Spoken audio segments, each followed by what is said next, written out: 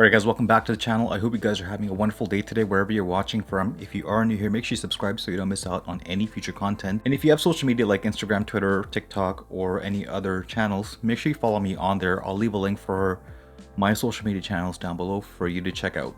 So as you guessed by the title, it's the 2019 MacBook Pro review, which is the 15-inch, not the 16-inch. And there's a reason why I'm making this video in 2020, because this is the laptop that Apple intended to make about 4 years ago. And in this video, I'm going to share my journey with you with my MacBook Pros from 2016 until 2019. Then I'm going to share my review of this laptop and my recommendations.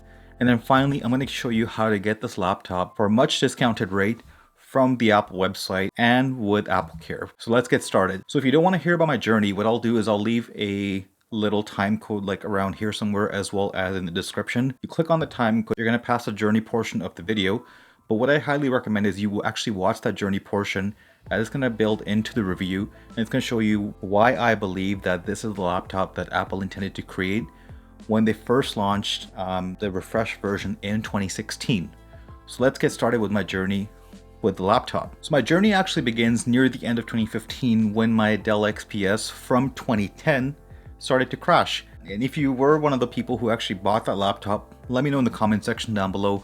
That laptop was a beast of a laptop. It had 8 GB of RAM. You know, for 2010, that was a huge deal for a laptop to have. That was a couple of years before Ultrabooks started to come out, where they were ultra thin, easier to carry, and had kind of like an all-day battery or much longer battery.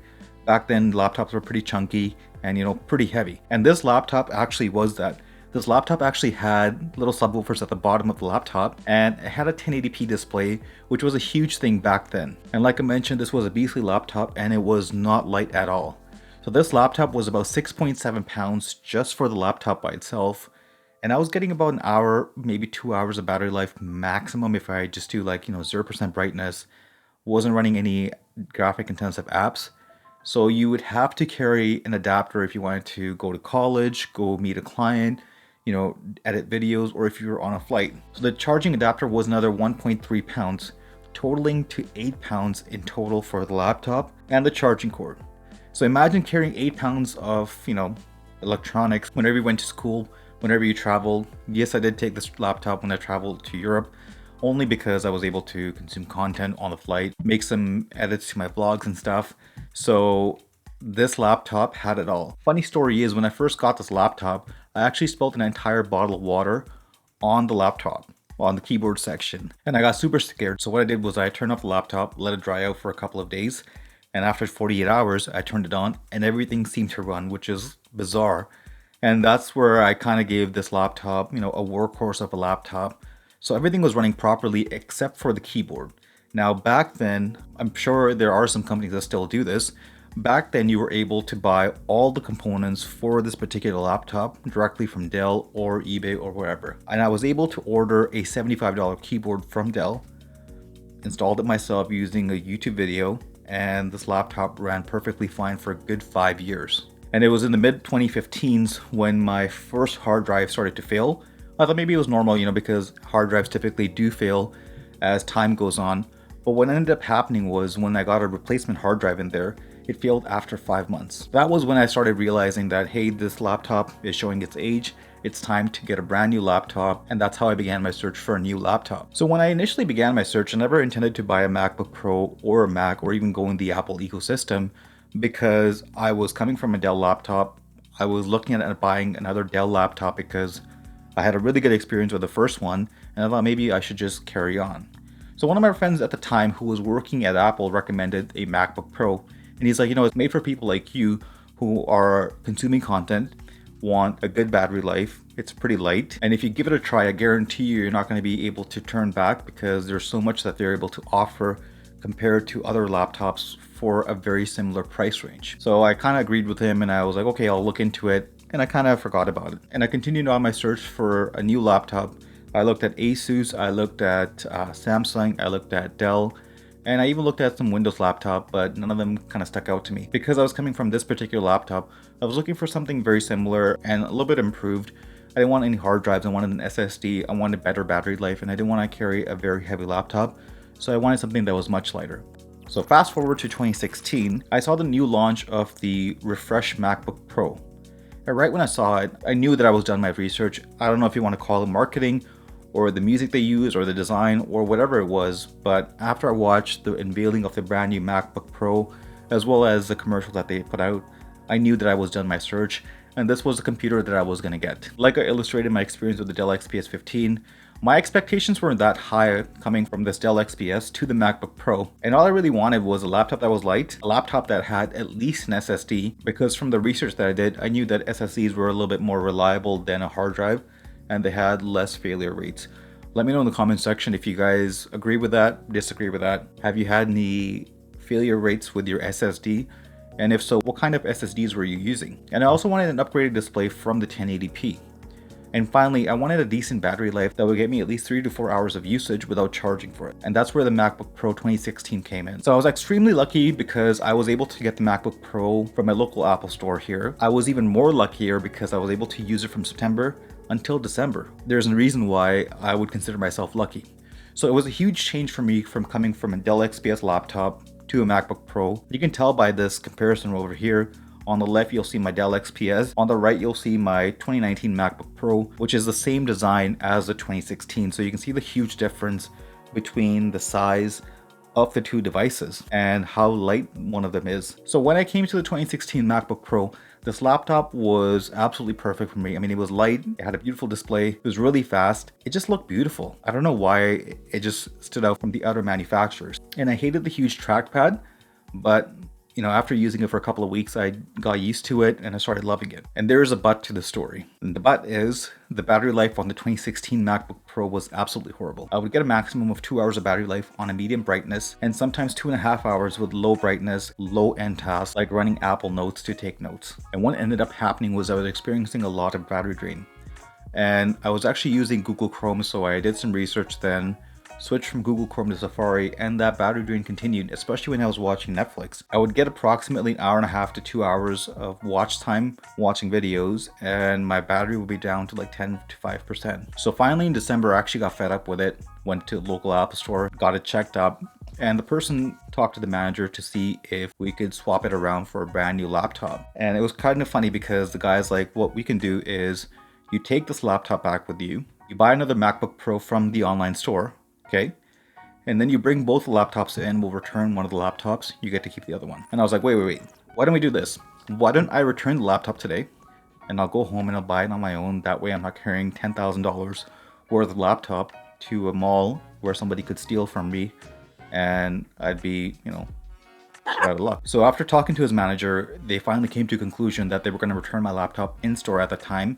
And the reason why, it's because they didn't have the exact specifications in store for that particular laptop, so they couldn't give me a replacement for it.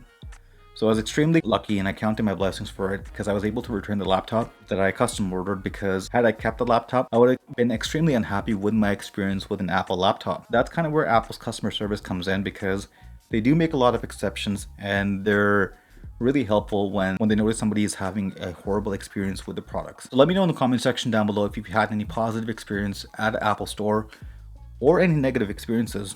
Personally, I've only had positive experiences.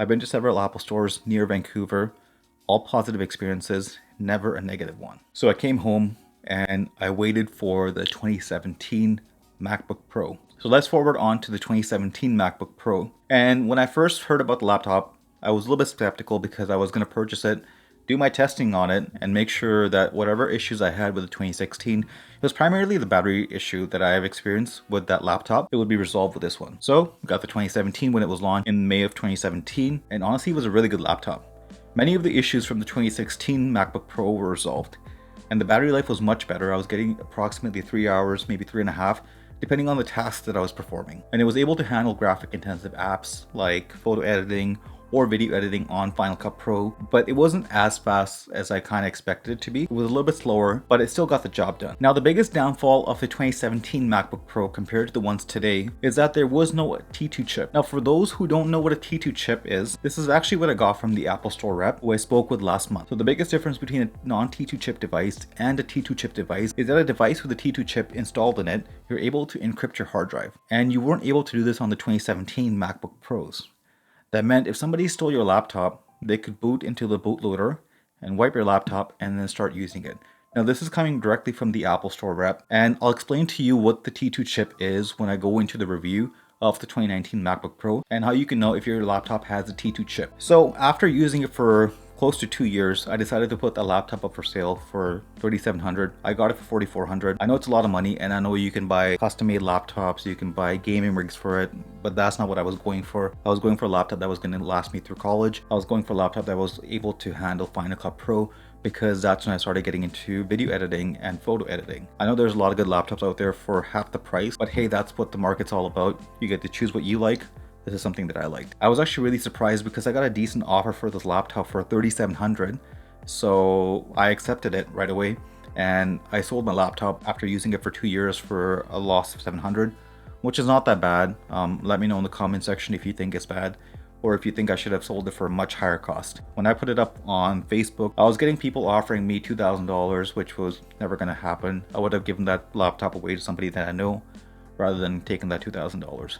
But anyway, so I made the decision to sell the laptop to the person because my Apple Care was expiring. And once your Apple Care expires, the repairs are very, very expensive. So that's one of the biggest downfalls of owning an Apple product, that the repair costs are going to be much, much higher because you're going to be paying for the service fees as well as any issues that your laptop may have, which is not covered under the warranty. Let me know in the comment section down below if you guys are experiencing this or not. I was experiencing display issues. I was experiencing a little bit of the keyboard issues and the port issues. So with the port issues, what was happening was the USB-C would go in, but it wouldn't click in. It was able to yank out. That something was a big issue with the 2017 models.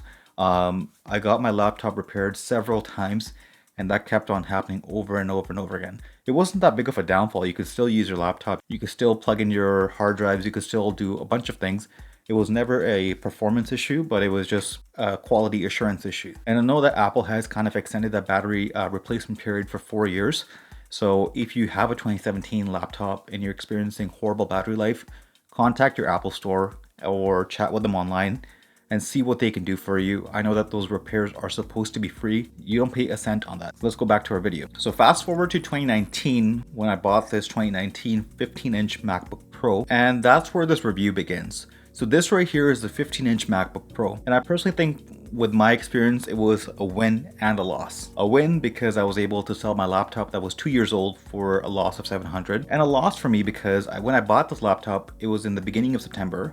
And literally 2 months afterwards, they changed it to the 16-inch model. And actually comparing, dollar per dollar, I would have been able to get 64 gigabytes of RAM rather than 32 gigabytes of RAM for the same price that I paid for this laptop.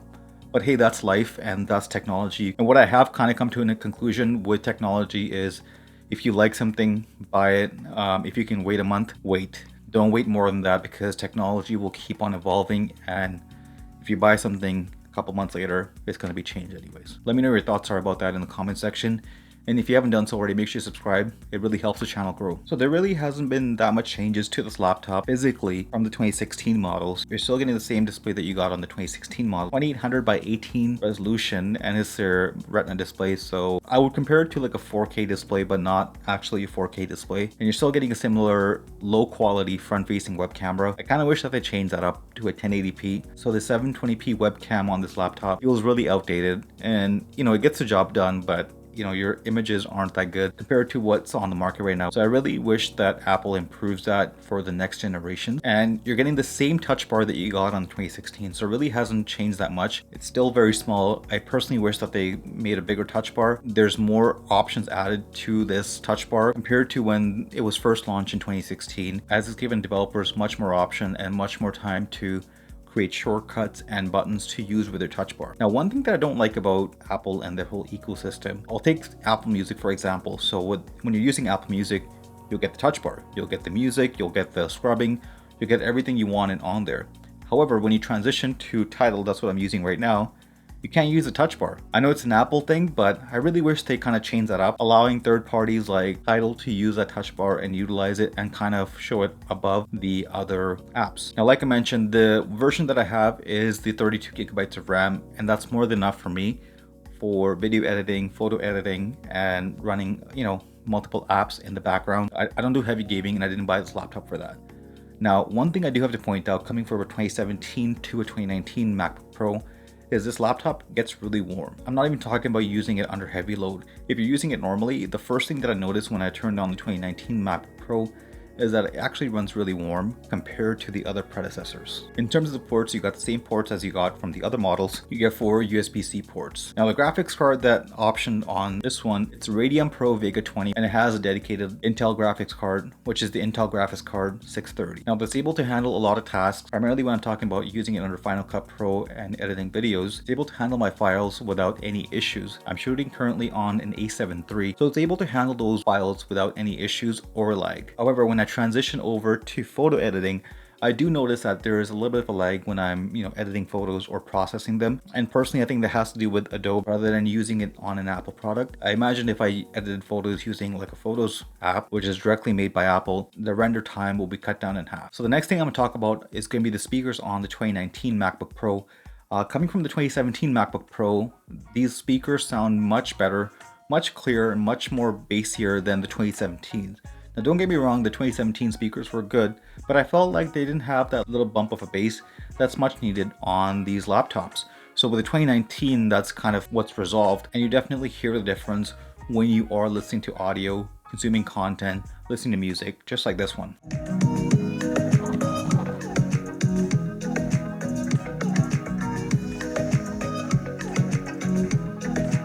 So on to the things that I like about this laptop. Let's start off with the most important things, which is going to be the performance. So coming from the 2017, which had 16 gigabytes of RAM, the 32 gigabytes of RAM is much needed for the 2019 models. And I did wish that I waited for the 2019 16-inch and go up for the 64 gigabytes of RAM.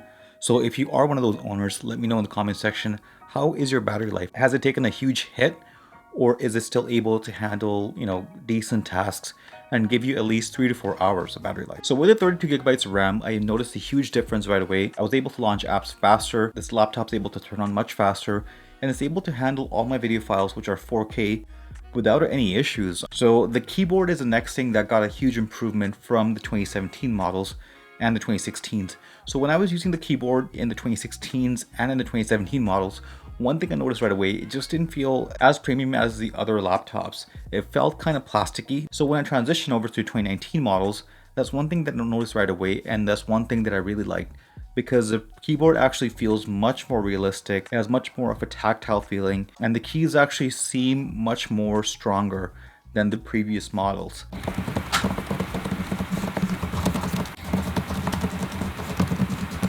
And I know that there are some 2018 users that had some issues where the keys were getting stuck when they pressed certain keys. Personally, I haven't experienced that issue with this laptop, with the 2019 MacBook Pro.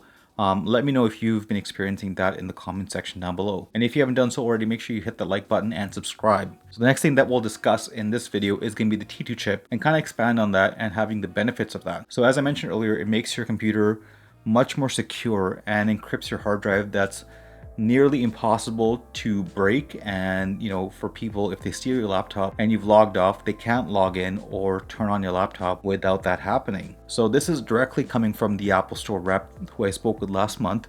He said that previously with the 2017 and earlier laptops, if you brought it in for a repair, they were able to create a guest account, check the files if needed, do their testing and log out. Now with this T2 chip, they're no longer able to do that. So if you drop off your laptop and you forget to make a separate account for them, like a guest account, they can't turn on your laptop. So what they're doing now with me, what they did was they made sure that they had a different guest account or a dummy account so they could log in, do their testing, log out, and even with a guest account, they still can't see your files which are on your own personal hard drive. That's what the Apple rep told me. If you think that's not true, let me know in the comment section. The easiest way to check if your laptop has its hard drive encrypted is by doing the following. So the first thing you'll have to do is you'll have to turn off your laptop. And when you turn on your laptop, the first thing it's going to do is going to ask you to log in, and then the status bar is going to come, which is kind of like your laptop's turning on. If your laptop is not encrypted, what's going to happen is it's going to turn on, it's going to load up, and then go to the login screen. So if you haven't encrypted your laptop, I highly recommend that you do. I can leave a link down below for you to take a look at and check it out. So the next thing is going to be the battery that I really liked about this laptop.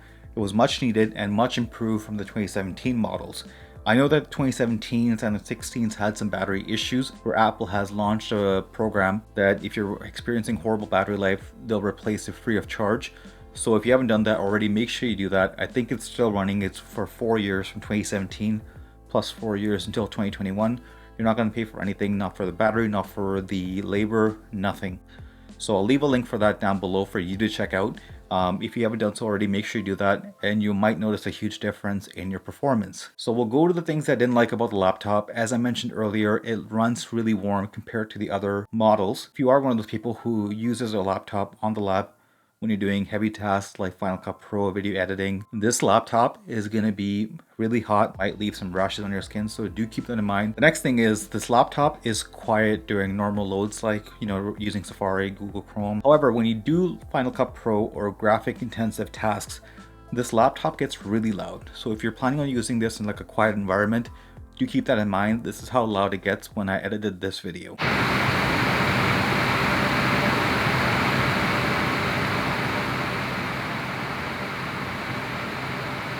And I personally feel this design is much outdated, even for the 16-inch MacBook Pro, which just got refreshed. I kind of wish they had a bigger touch bar. I know that Apple doesn't want to do like a touchscreen yet, and I'm okay with that. I mean, I prefer typing and I really like the touchpad, and I kind of wish they improved on the overall display of the laptop, made it much more thinner, and I wouldn't mind a little bit of a thicker laptop as long as it gives me much bigger battery life. So on to the recommendation. Yes, I would recommend this laptop any day to anybody who's interested in buying a laptop or creating their MacBook Pro from an older laptop to this one, and you don't want to pay that much money for the 16-inch, because I know that the 16-inch and these laptops recently have gotten really expensive, and you kind of have to look at it from their standpoint that the components that are inside of these laptops are very, very high end. So I would recommend this laptop if you don't want to spend that much money for the 2016 for the 16-inch MacBook Pro. This is a laptop, like I mentioned earlier, that Apple intended to create 4 years ago,